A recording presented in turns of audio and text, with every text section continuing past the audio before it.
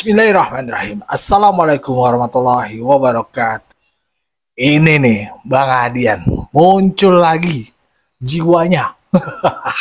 Yang gua kangenin dari beliau membela masyarakat bawah. Udah lama kangen nih jiwa-jiwa begini nih ya.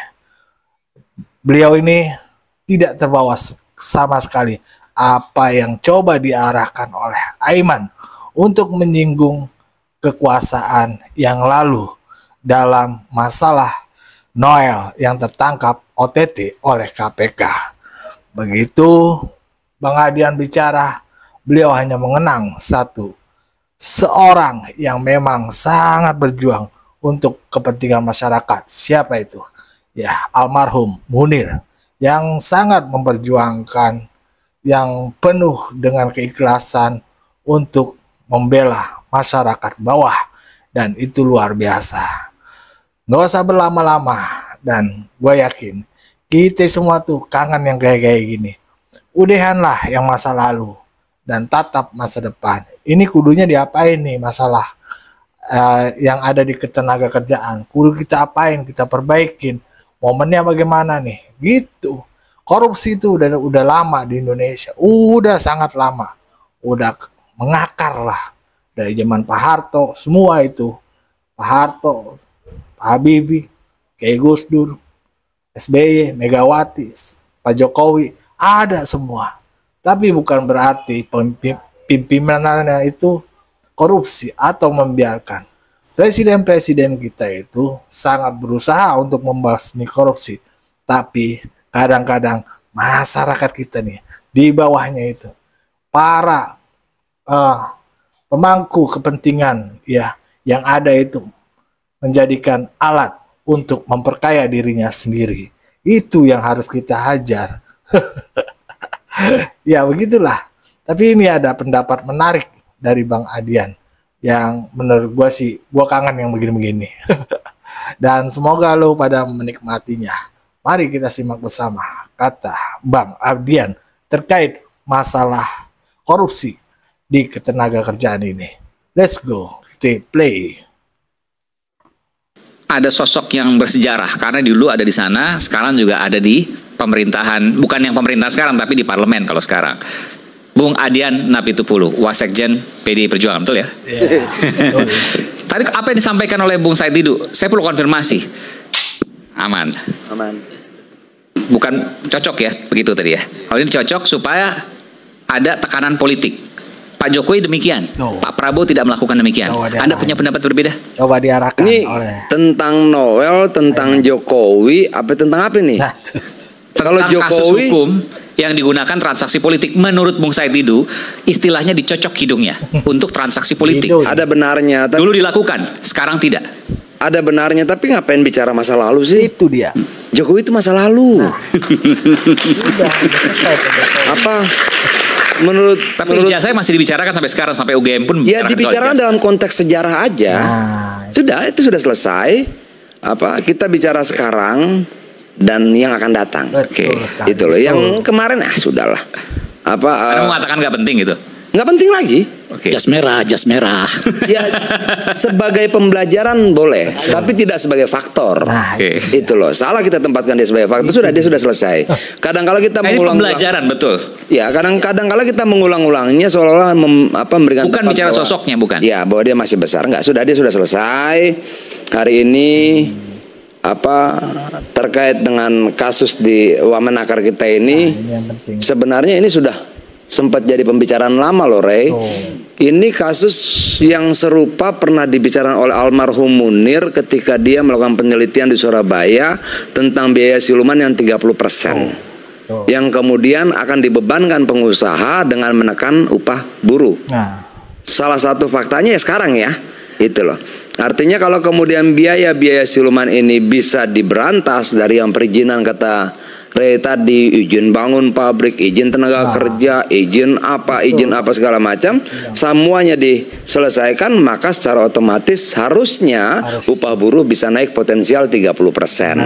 Nah, ini menjawab kenapa kemudian buruh sawit di Malaysia upahnya lebih tinggi dibandingkan Indonesia yang ditanam sama-sama sawit. pupuknya sama, komoditinya sama, produknya sama. Kenapa di sana lebih mahal, lebih tinggi 3 juta rupiah per bulan dibanding Indonesia? Karena di sana tidak ada pemerasan terhadap pengusaha.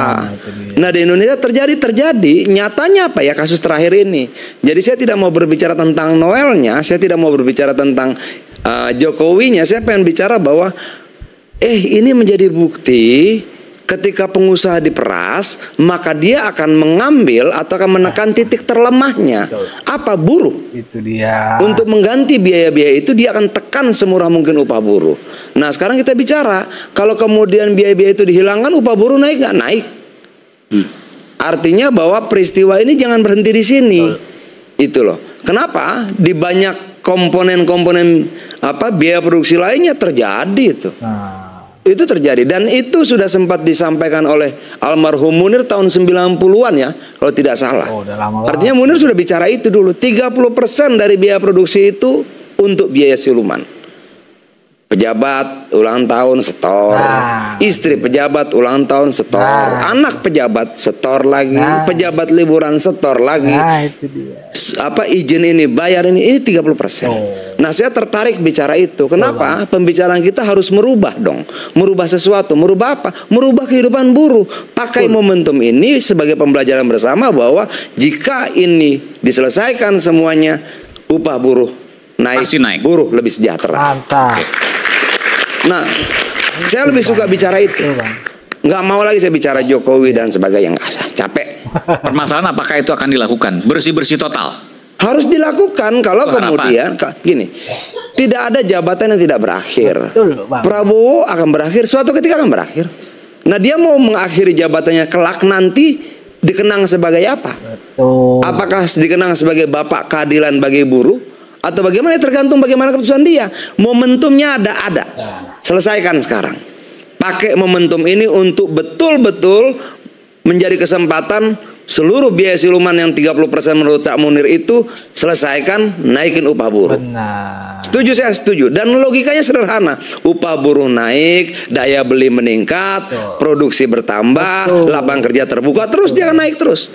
Nah, momentum ini seharusnya seluruh pakar ekonomi berhitung. Oh, ternyata apa yang sempat disampaikan oleh almarhum Munir 30 tahun lalu, buktinya terjadi sekarang. Nah, ini obrolan yang menurut saya dari peristiwa kita belajar, kita berubah. Dari peristiwa kita belajar, kita berubah. Itu dia. Itu loh. Itu dia, Bang. Betul. Halo. Oke. Ya. Oke. Tapi saya masih nungguin tadi. Mantap kan? Jadi nggak setuju apa yang disampaikan oleh Bung Said? Setuju. Tapi itu sudah basi gitu loh. Apa yang disampaikan Bung Said tadi saya tidak bantah. Tapi udah basi. Tapi sudah basi. Oke. Dulu saya sempat katakan Jokowi, kalau udah basi nggak bakal dipakai lagi dong. Ini Jokowi sudah selesai. Benar. Dia sekarang sedang berjuang agar tidak selesai. Tapi momentumnya sudah habis kok. Momentumnya sudah habis gitu loh. Apa yang terjadi sekarang adalah Pak Prabowo berupaya untuk kemudian berdiri di atas kakinya sendiri. Dukung.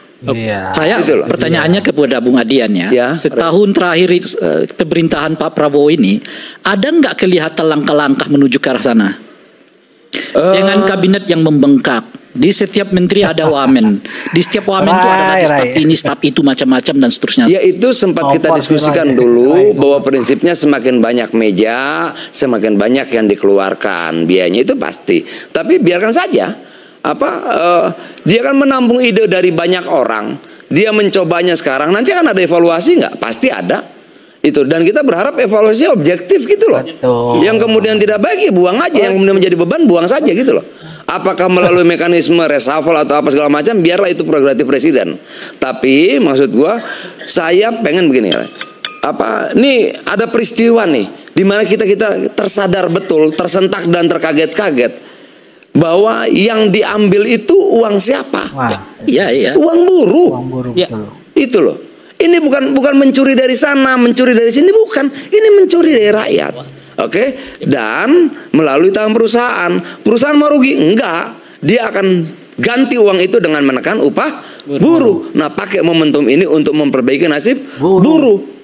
Karena itulah jumlah terbesar rakyat kita. Mau buruh pabrik, buruh tani, buruh nelayan. Betul, Bang. Nah, saya tidak mau momentum ini lewat begitu saja. Saya berharap momentum ini kita pakai sebagai pembelajaran bersama, termasuk pemerintahan Prabowo. Bagi teman-teman yang kemudian punya akses pada pemerintahan Prabowo, bicara.